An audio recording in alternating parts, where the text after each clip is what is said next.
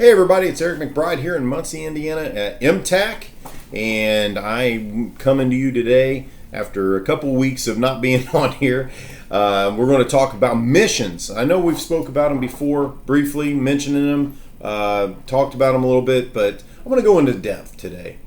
And I want to start talking about importance of our missions and how to train for them, and also how do we get our friends to train. So let's get into that. So first up, home defense.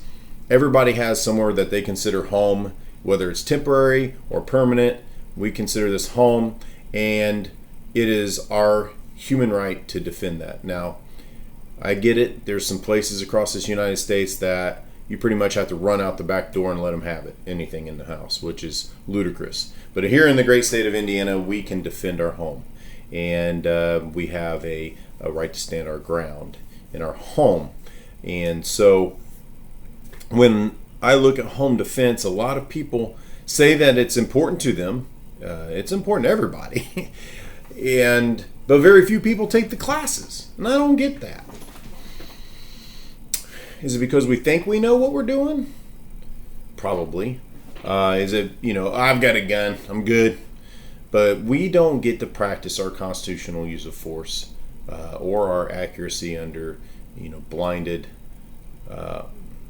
can't see very well, situation where an intruder comes in the house.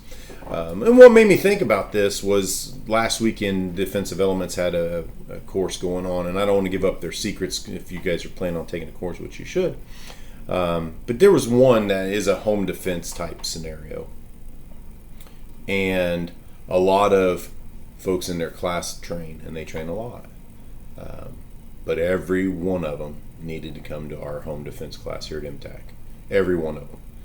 I saw some of the most horrid responses to an intruder that definitely would have got people killed, and not necessarily the bad guy. Hope and luck is so rare in those situations, and so many homeowners face an intruder a year, whether they show up and surprise them or they flat out get taken by them, and it's completely defendable. There's just some key elements in the home defense that you guys have to apply, and that's what we teach here.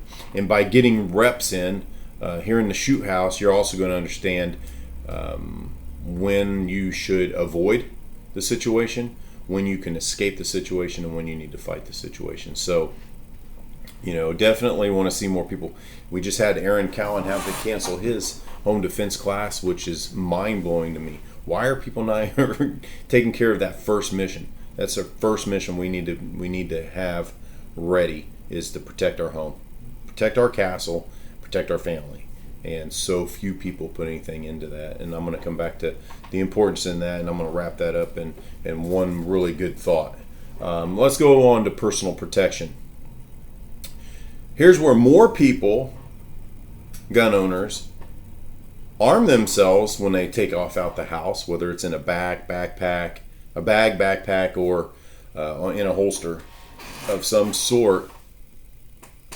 So they've already done that. They've thought about putting a gun somewhere, but most of them end up with a home in a safe or whatever.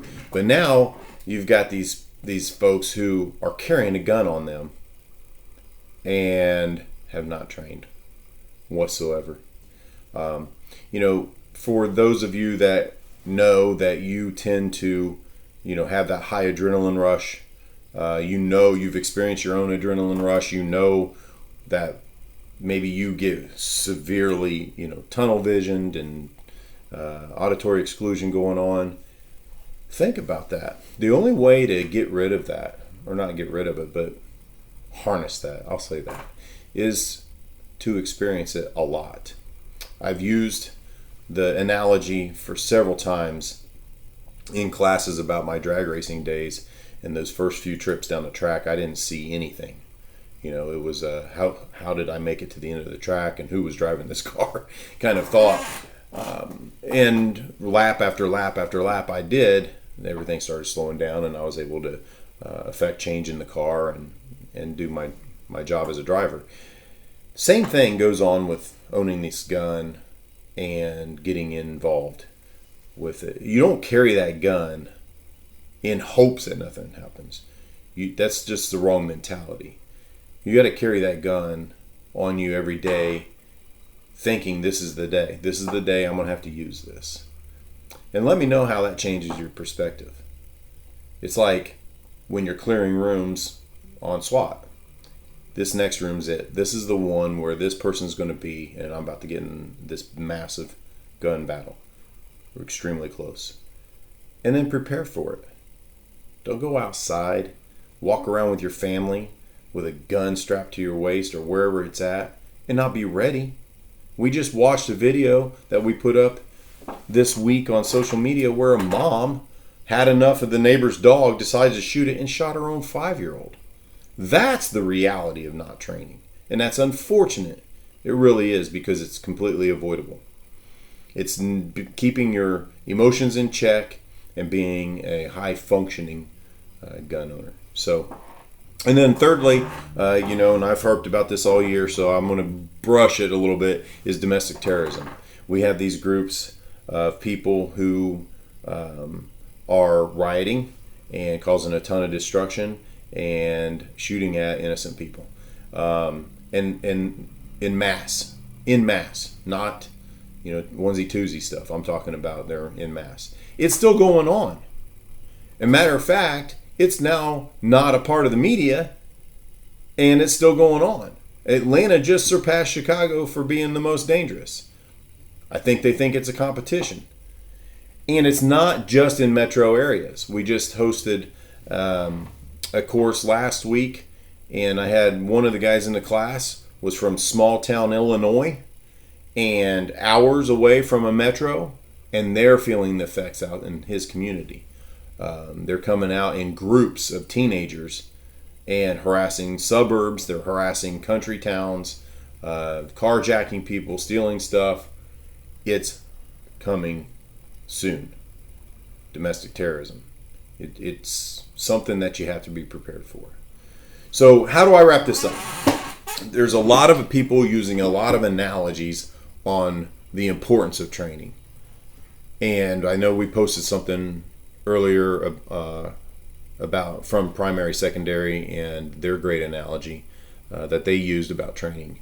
And I want to kind of piggyback on that because it's a really good article and an eye opener for those who own guns and don't train. You wouldn't trust an untrained person or a person who watched a video. I watch YouTube. Or, hey, I grew up in a medical household. My parents were both doctors. You wouldn't trust that person with just that to take care of your family, your kids. You wouldn't sit them in the dentist chair. You wouldn't have them do a procedure with a surgeon unless you knew they were fully trained medical doctors or professional dentists, that have been trained and continue to train, go do their continuing education. You wouldn't do that. So why in the hell are you walking around with your family or pretending that you're going to defend your family when you're untrained? Get training.